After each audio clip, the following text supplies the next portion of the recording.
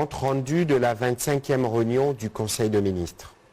Le président de la République, chef de l'État, a présidé ce vendredi 22 octobre 2021 la 25e réunion du Conseil de ministres par visioconférence. 5 points étaient inscrits à l'ordre du jour, à savoir 1. Communication du président de la République, chef de l'État. 2. Point d'information. 3. Approbation d'un relevé des décisions du Conseil de ministres. 4. Examen et adoption des dossiers. 5. Examen et adoption de textes. Le premier point du Conseil des ministres de ce jour a porté sur la communication du président de la République. Cette communication comportait 3 points principaux, à savoir 1. Du présumé détournement de primes des léopards U-20. Le président de la République a appris avec indignation le soupçon des détournements de la prime de qualification allouée aux joueuses de l'équipe féminine de football de la République démocratique du Congo pour la deuxième phase de la Coupe du monde des leaders U20 prévue au Costa Rica en 2022. Il a souligné qu'un détournement des fonds destiné à motiver ces footballeuses qui représentent notre pays dans une compétition internationale est un acte répréhensible qui mérite d'être sévèrement sanctionné. Le président de la République a instruit l'inspection générale des finances, toutes affaires cessantes, de faire la lumière sur cette situation, d'établir les responsabilités, afin de saisir la justice qui doit infliger des sanctions appropriées et exemplaires aux responsables de cet acte ignoble. Dans le même esprit, il a invité les ministres des Sports et Loisirs à prendre des mesures conservatoires ainsi que des dispositions idoines pour que pareil acte ne se reproduise plus.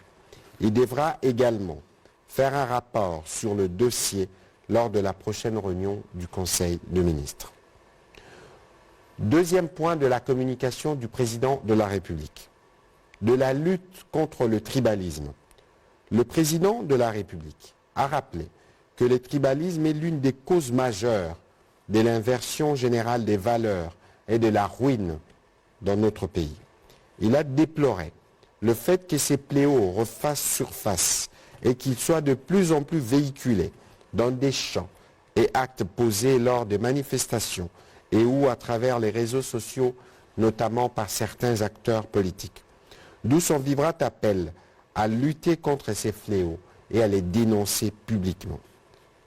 Par conséquent, le président de la République a instruit la ministre d'État, ministre de la Justice et garde des Sceaux, sur base de l'ordonnance loi numéro 66-342 du 7 juin 1966 portant en répression du racisme et du tribalisme, d'ouvrir des enquêtes judiciaires à l'encontre de toute personne ou groupe de personnes qui secouent la fibre tribale à des fins séparatistes.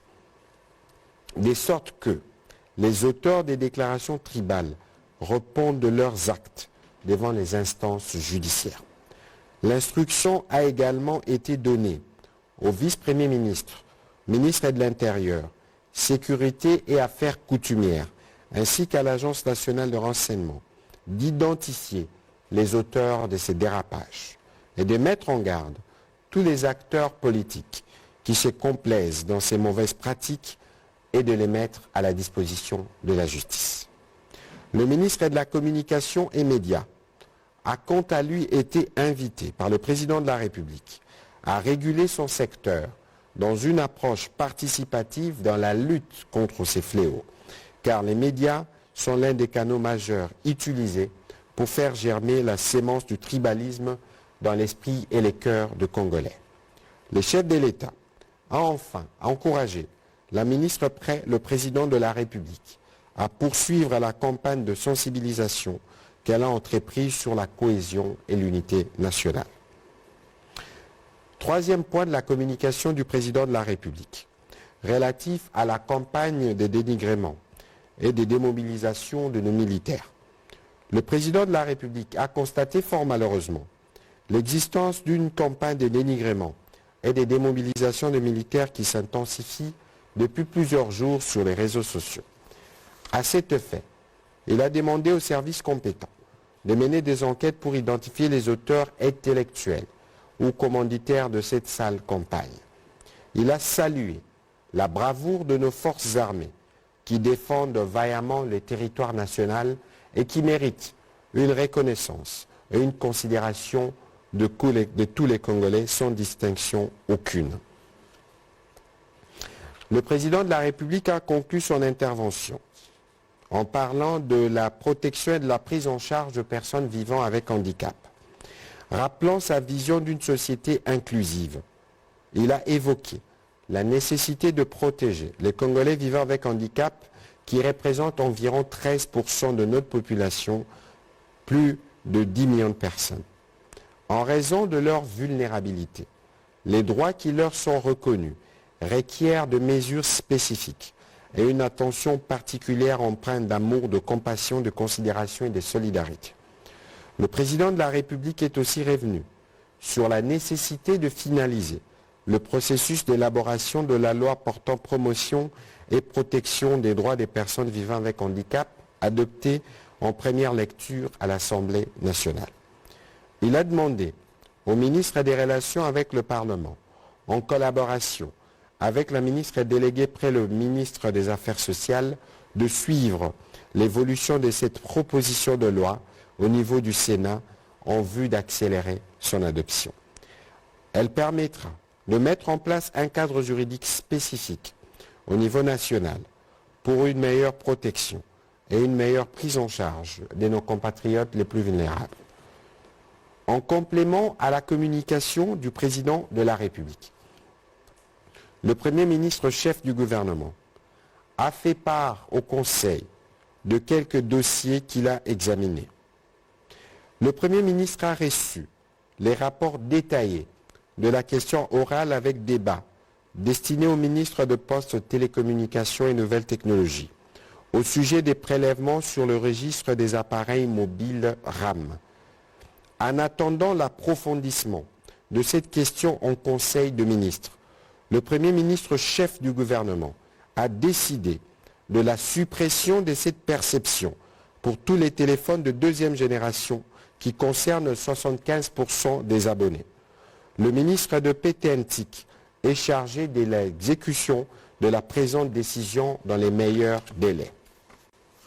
Quant à la situation qui prévaut dans les secteurs de l'éducation, le Premier ministre a informé le Conseil de la concrétisation de l'engagement de l'État par la signature d'un arrêté interministériel favorisant la reprise des négociations entre le gouvernement et les banques syndicales de l'enseignement primaire, secondaire et technique en vue de discuter sur les revendications des enseignants et permettre une reprise normale de cours dans tous les établissements scolaires.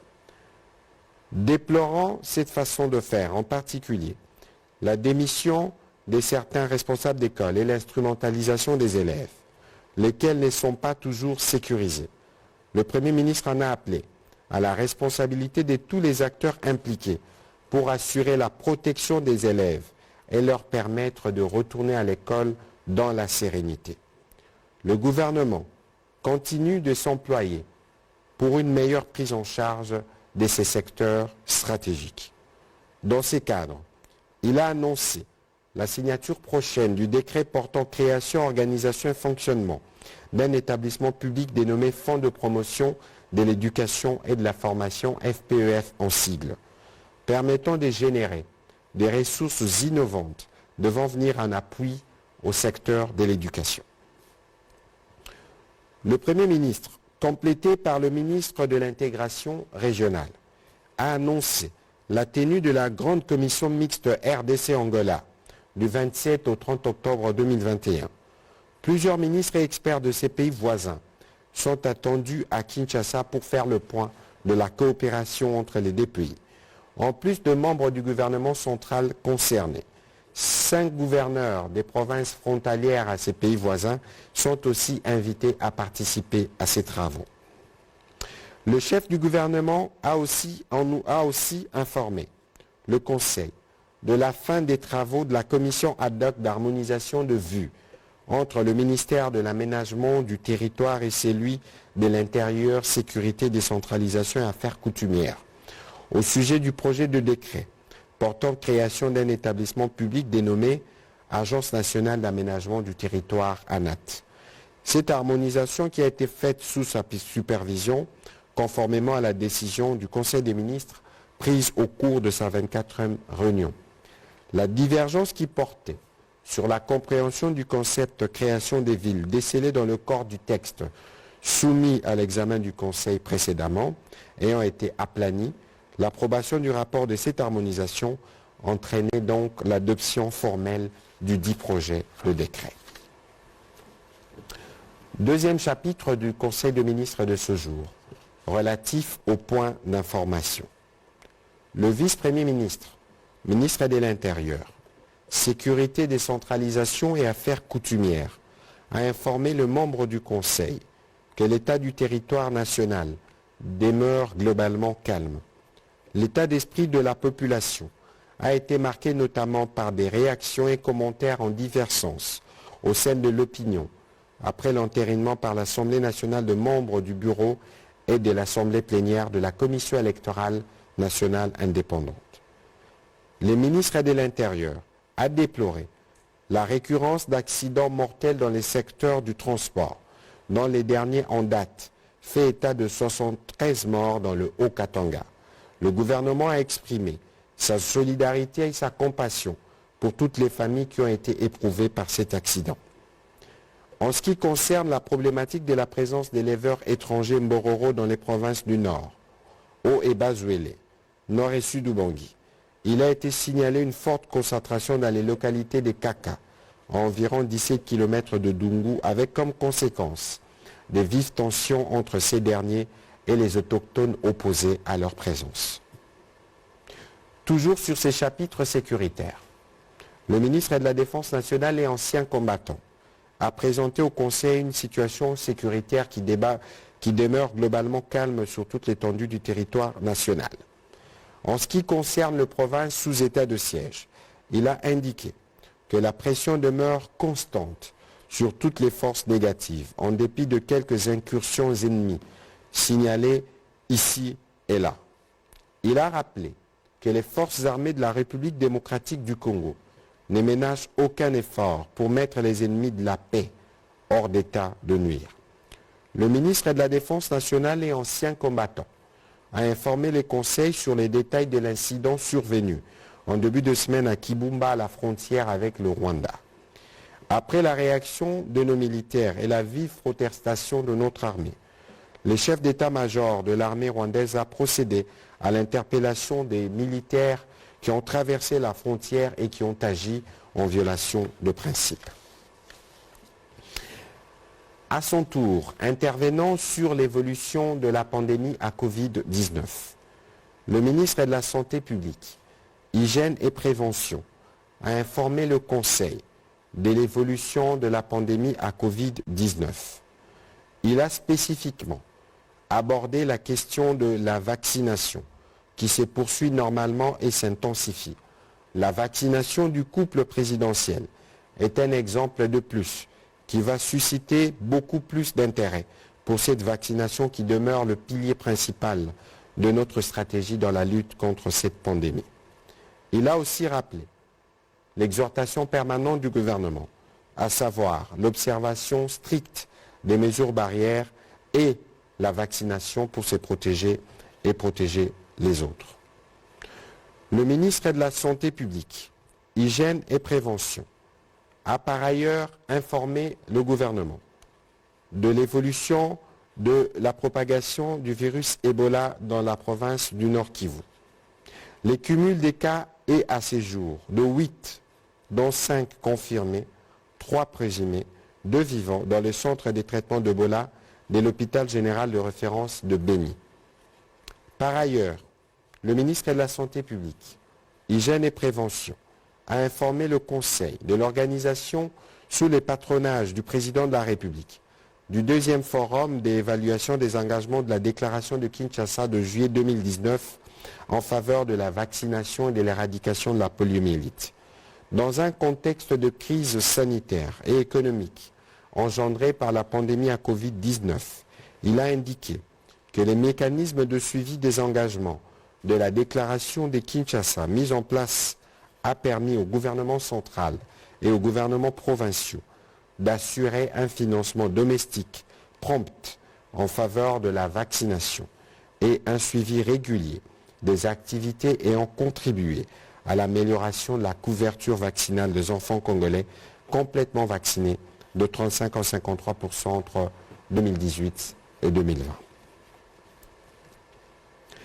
Toujours sur ces chapitres de points d'information, le vice-premier ministre, ministre de la fonction publique, modernisation de l'administration et innovation du service public, a fait rapport au Conseil de ministres de la mission qu'il a conduite auprès de la population et des familles des territoires de Bumba, province de la Mongala et de Bassoko en province orientale, qui ont été frappés par le naufrage du 4 octobre 2021.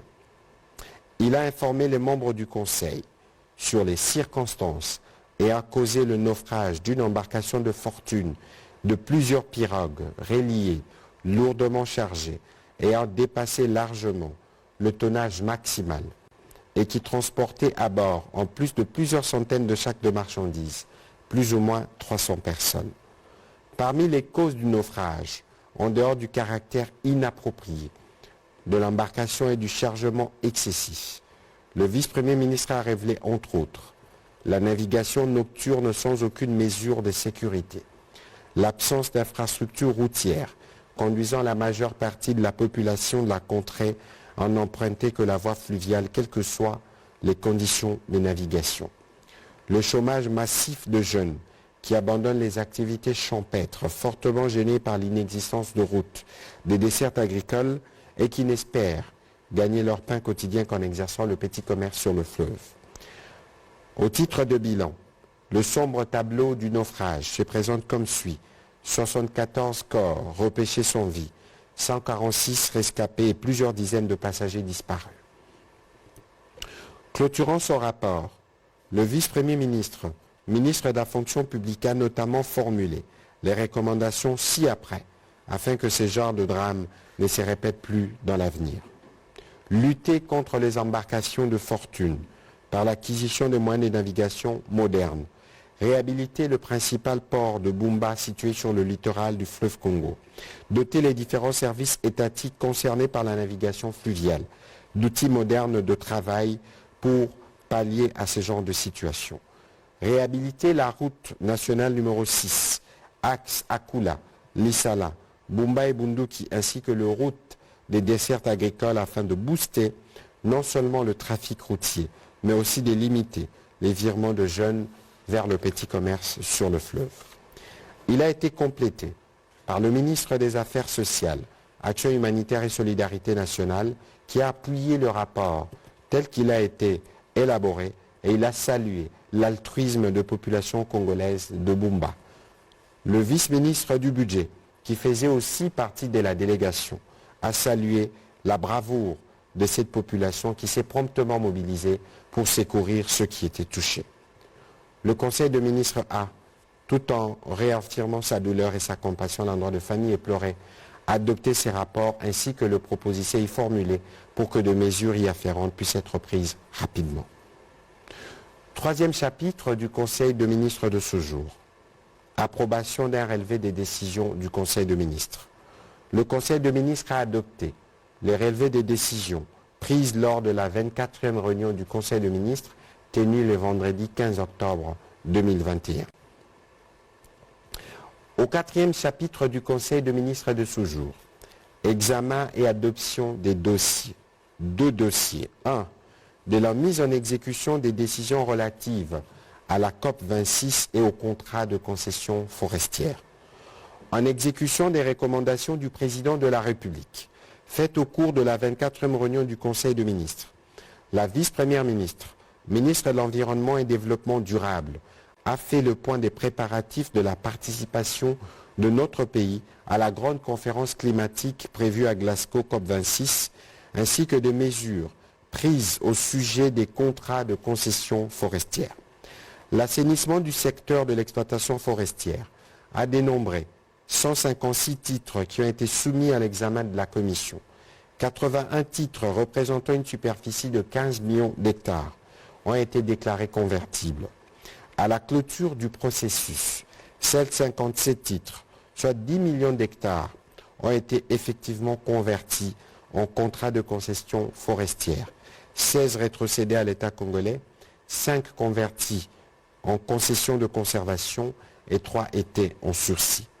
Si pour la révisitation de contrats forestières, les experts de contrats de concession forestière, les experts du ministère sont à pied d'œuvre en ce qui concerne les contrats illégaux douteux, un projet d'arrêté portant suspension des 6 contrats identifiés a été soumis à l'approbation du Conseil.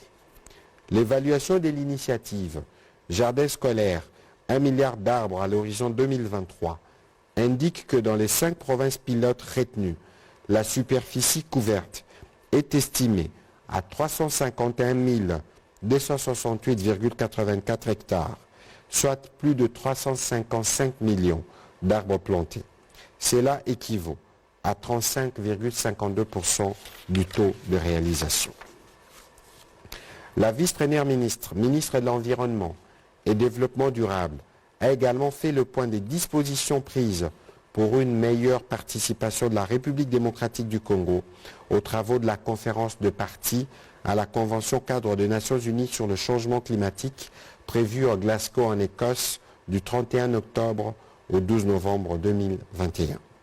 Durant ces assises, la République démocratique du Congo va se présenter en pays solution pour ces défis cruciaux pour la survie de l'humanité. Après débat et délibération, le Conseil a adopté ces dossiers. Deuxième dossier, relatif à l'état des lieux sur la mise en œuvre de normes internationales dans l'aviation civile.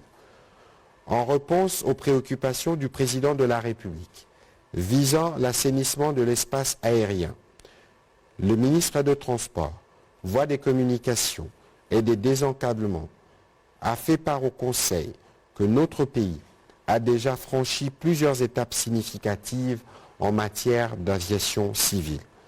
Ceci à travers la promulgation de la loi régissant les secteurs de l'aviation civile, la mise en place de l'autorité de l'aviation civile, l'adoption par les Sénats de 6 projets de loi de ratification des conventions internationales de droits aériens et l'élaboration d'une feuille de route pour la préparation de l'audit de 2022. L'audit diligenté par l'OACI en 2018 accuse un taux de mise en œuvre effective de normes internationales de 51,45%.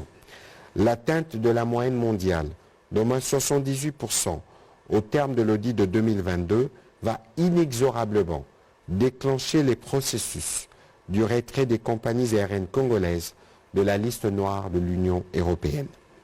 Le ministre des Transports, Voies des Communications et des Désenclavements a réitéré la détermination du gouvernement à concrétiser une série d'actions prioritaires avant l'échéance du 31 août 2022.